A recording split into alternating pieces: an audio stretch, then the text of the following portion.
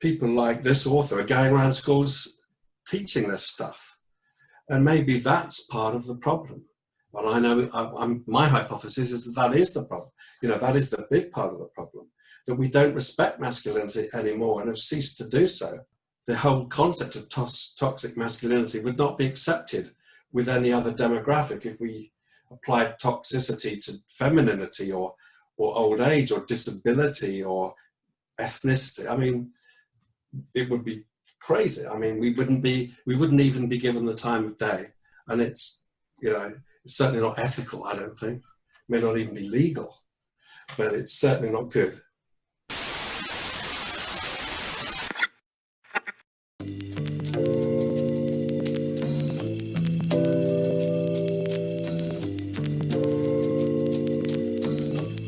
This video is part of a series where I fact-check a number of claims that Laura Bates has made about men, boys, and the men's human rights movement in her book, Men Who Hate Women. And in this video, I'm going to examine the claims she has made about so-called toxic masculinity, a feminist concept referring to traditional masculine cultural norms that they associate with harm to society, to women, and to men themselves. And to do this most effectively, I have invited an expert witness to comment on Laura Bates's claims, specifically psychologist Martin Segar. Martin is a consultant chartered clinical psychologist and member of the Tavistock Society of Psychotherapists. He is the co-founder of the male psychology section of the British Psychology Society, co-editor of the Palgrave Handbook of Male Psychology and Mental Health, has over 30 years experience working as a senior clinician, supervisor and manager in the NHS,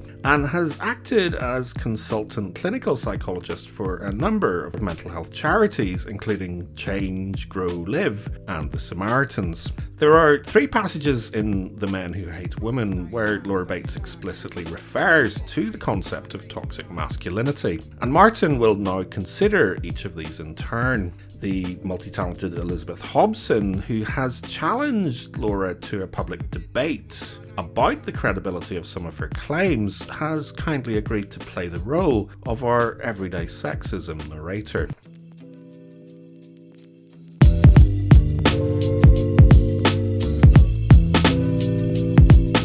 Those who speak of toxic masculinity are not criticizing men, but rather defending them. They're describing an ideology and a system that pressures boys and men in our societies, in our families, to conform to unrealistic, unhealthy, and unsustainable ideals. Crushing gender stereotypes are damaging to men as individuals, as well as to the society in which they live. Tackling this problem, dismantling these pressures, is a matter of life or death for our boys. They're toppling like dominoes into the chasm we leave behind when we tiptoe around and refuse to name the problem. Firstly, the whole concept of toxic masculinity is not even a theory. It's never been proposed as a theory. It's never been tested in a scientific way, as if it were a hypothesis, and then measured in terms of whether there are better explanations for the data you would find in such an experiment. It's never been looked at scientifically. So it's not even a theory. It's just a phrase really that's emerged in certain brands of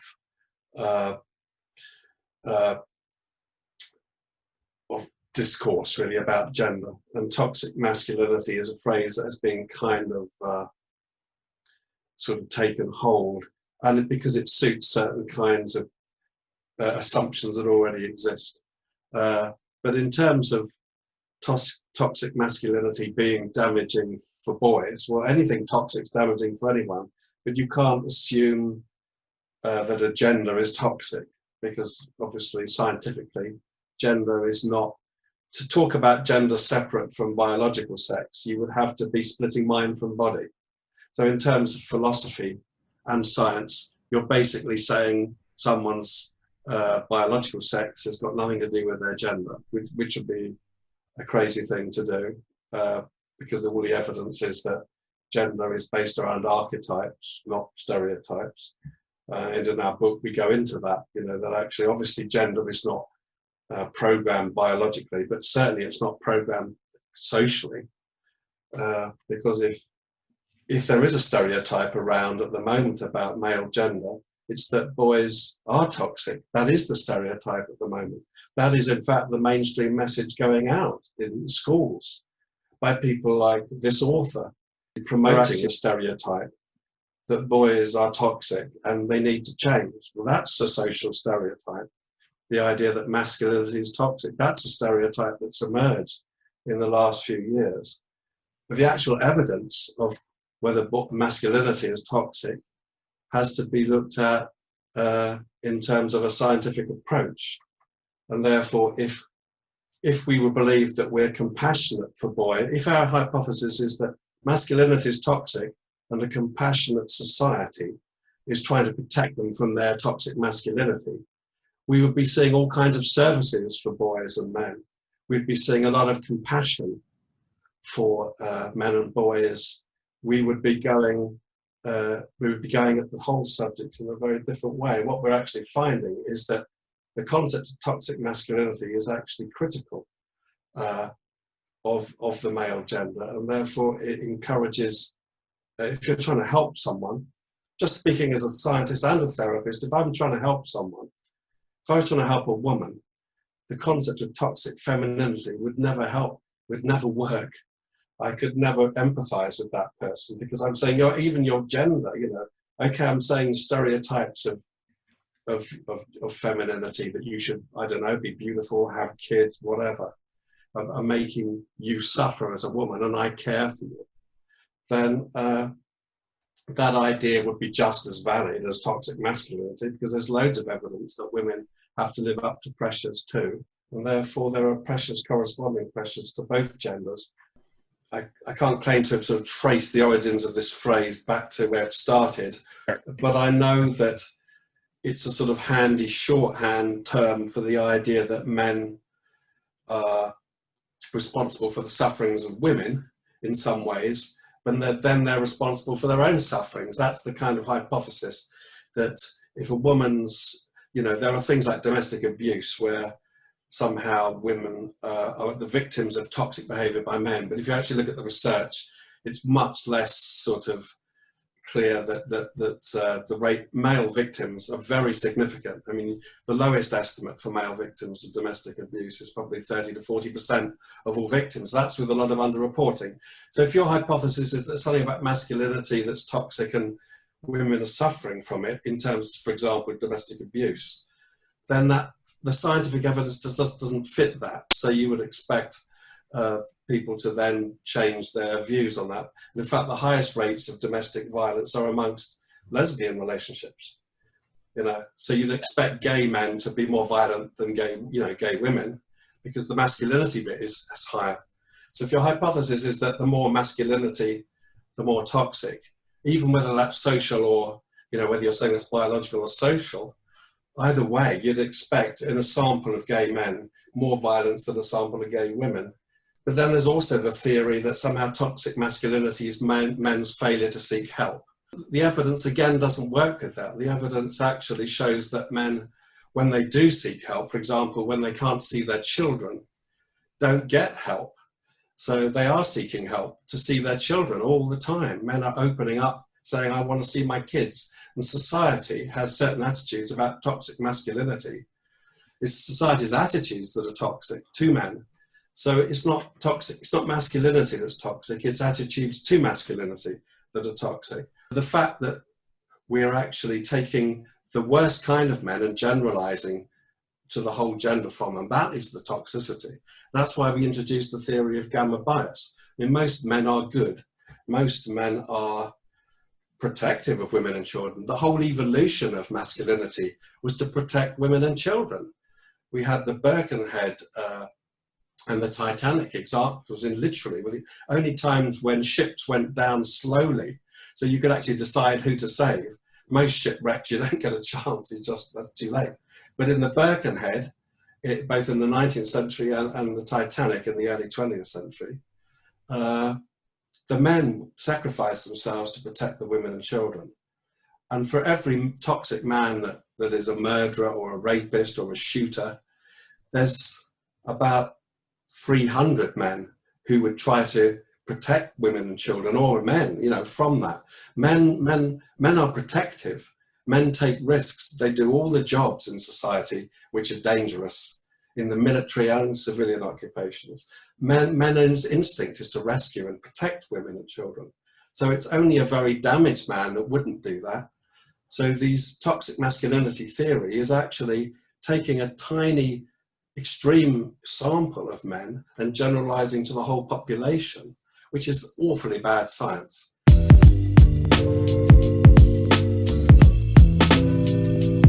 The majority of men are good and kind and would never dream of committing such crimes, specifically mass murder committed with the explicit intention of creating terror and spreading hate against a specific demographic group, i.e. women. But that must not prevent us from recognizing that those who do are not always acting in a vacuum.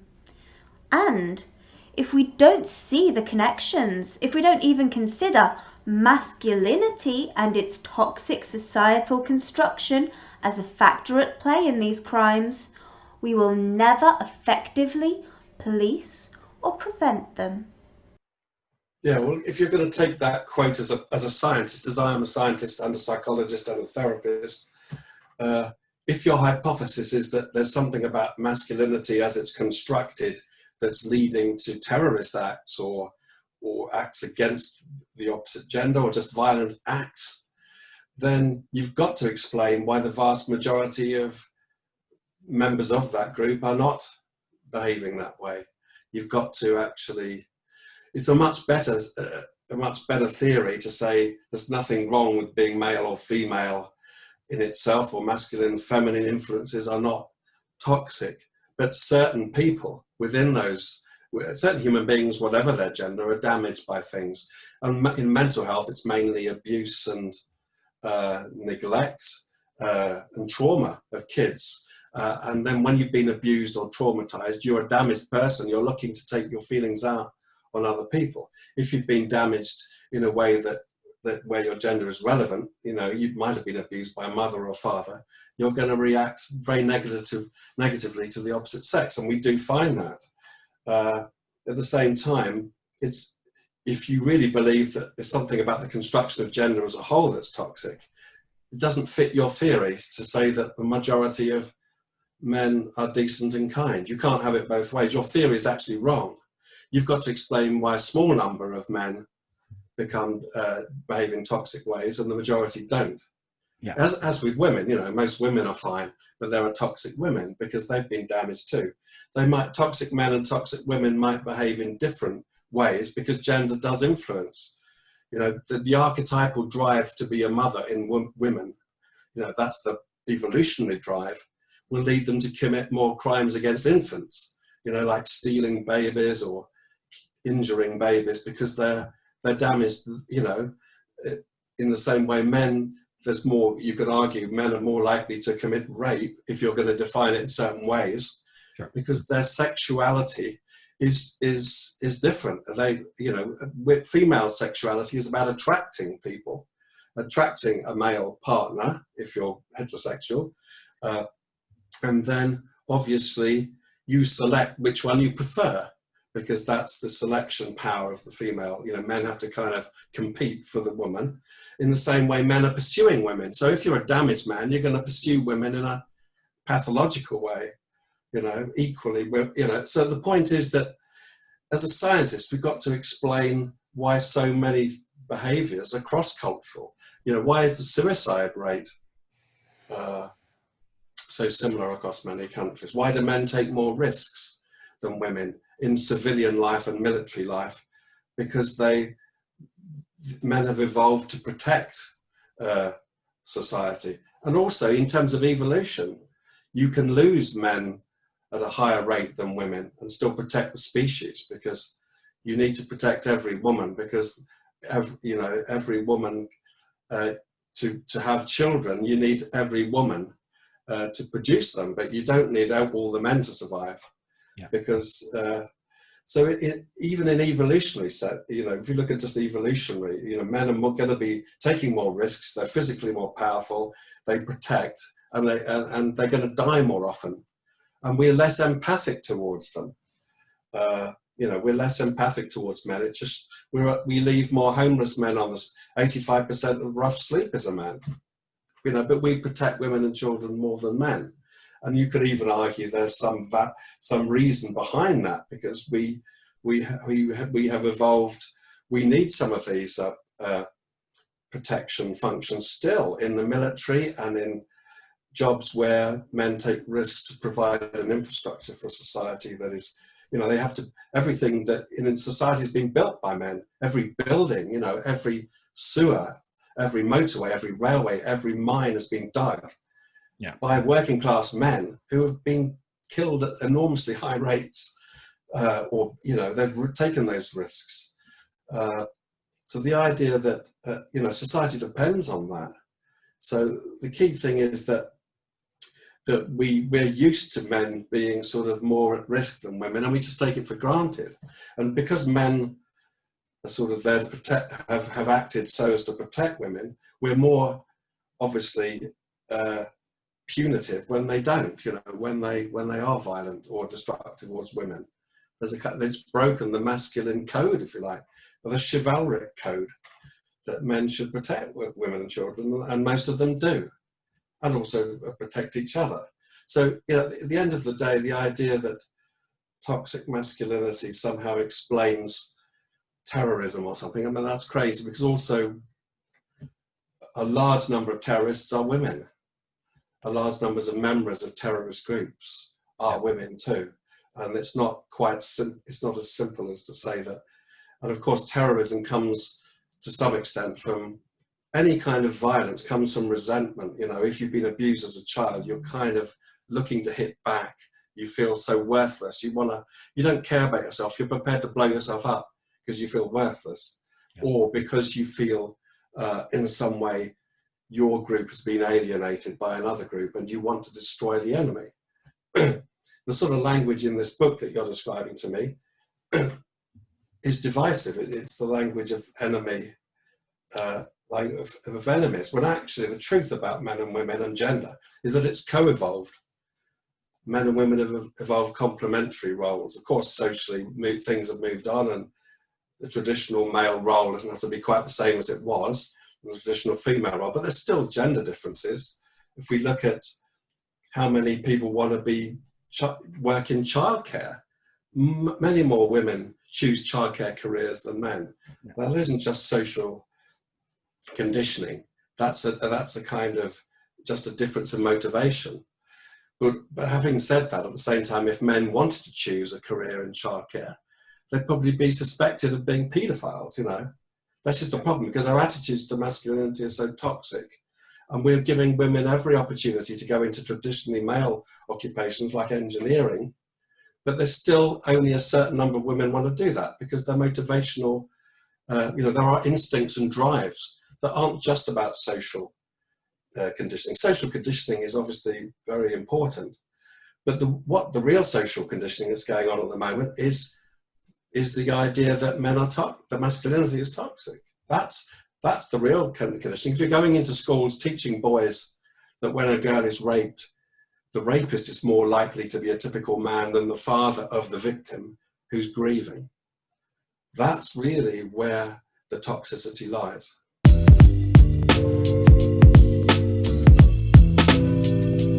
There exists a real men's movement that encompasses communities truly fighting to tackle the many legitimate problems impacting on men's lives. It is a movement that seeks to question and dismantle toxic masculinity, realizing that it is as harmful to men as it is to women. Well, my view on that is all that the people that I know, all the networks in the US, in Britain and in Europe that are working on these issues to try and protect men, they don't toxic masculinity is not, except there's a sort of small clique of male feminists, I guess, who would accept that toxic masculinity hypothesis. But other than that, most of there's sort of pockets of scientists, researchers, therapists, activists, all trying to work to support the promotion of men's issues and the helping men where they do have issues and disadvantages, and also trying to celebrate the positivity of masculinity. Toxic masculinity is probably their number one destructive concept that they're trying to challenge. I think toxic masculinity itself is the problem. I mean, you were just talking about, trying to use this as some explanation of men being all potential terrorists, abusers, but this person's hypothesis is she's already accepted that most men are okay, most men are decent. So her own theory doesn't fit. You've got to basically say that men are being conditioned badly by toxic expectations to behave badly. But then if you're finding that most men are not behaving badly, then your theory doesn't fit. Also, the other thing that must be stated here is that if you believe that gender is socialized and that there's no kind of evolutionary or archetypal drive or instinct that's different in men and women, and we don't have any kind of instinct at all, we're all just blank slates and we just get socialized. The people doing the most socialization of boys are women, mothers and teachers. Most people who socialize boys are women. So if your theory is that it's the masculinity that's toxic, why is the impact on boys of the teaching they receive so toxic when it's coming from women? Because most teachers are women. People like this author are going around schools teaching this stuff. And maybe that's part of the problem. Well, I know my hypothesis is that is the problem. That is the big part of the problem. That we don't respect masculinity anymore and have ceased to do so for so many decades now. Boys are doing worse in school than girls. That's not being seen as an education gap. Men are dying at higher rates at work than women. It's not seen as a death gap. Life expectancy is lower for men. So the real evidence is that we care less about men than we do about women. Not that in some way, so the idea that in some way there's something toxic about masculinity, well, that theory itself proves again that we care less about men. We're more prepared to be negative about men than we are about women, because the whole concept of toxic masculinity would not be accepted with any other demographic if we applied toxicity to femininity or old age or disability or ethnicity. I mean, it would be crazy. I mean, we wouldn't even be given the time of day to make those cases.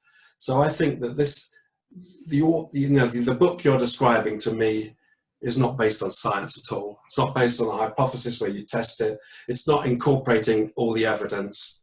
It's simply promoting a particular view of masculinity, which is sadly been accepted in the mainstream, but it's not originated from proper scientific research. When it is challenged with data, it's like any ideological thing. It kind of just defends itself by trying to say, well, toxic masculinity is to in some way help boys. We came up with this concept because we're trying to protect boys from their own masculinity.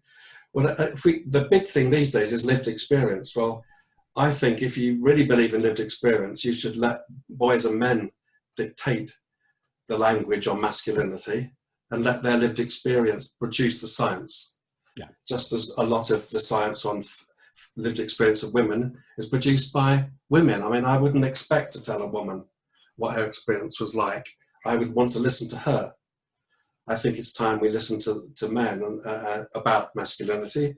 And when you do listen to them, the vast majority are decent and as good as this person says. And even those who are damaged and behave in destructive ways, if you look into their histories, there's all kinds of reasons why they're damaged.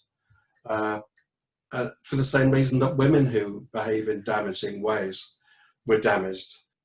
So this whole narrative of a toxic gender and an oppressive one and a victim, it just doesn't wash, because most of male behavior is protective, even to the point of risking your own life. And it makes evolutionary sense to some degree.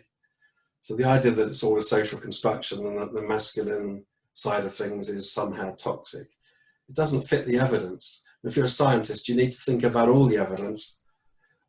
If you're not a scientist, you're going to just stick to a particular view of the evidence and only select the bits, which is, why you end up with what we call gender blindness, and that's the name of your own, the glass blind spot. I mean, you're talking about selective attention to things. All human beings do that, but as scientists, we try to overcome our biases.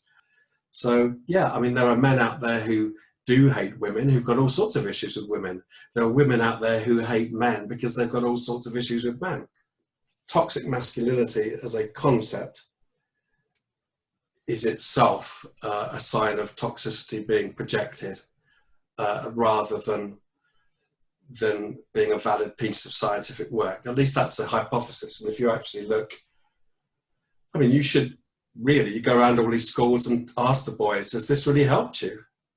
The evidence would suggest that they don't feel helped by this kind of teaching. They actually feel patronized or abused or misunderstood. And it's probably now we're beginning to get a bit of a backlash, I would say, starting to happen. But just going in and saying, well, we know boys are toxic, how are we going to stop them becoming rapists in the future? That is projection, that is toxicity, and that isn't science. And it's certainly not ethical, I don't think. It may not even be legal, but it's certainly not good. Can't you see it too? There's an elephant in the room.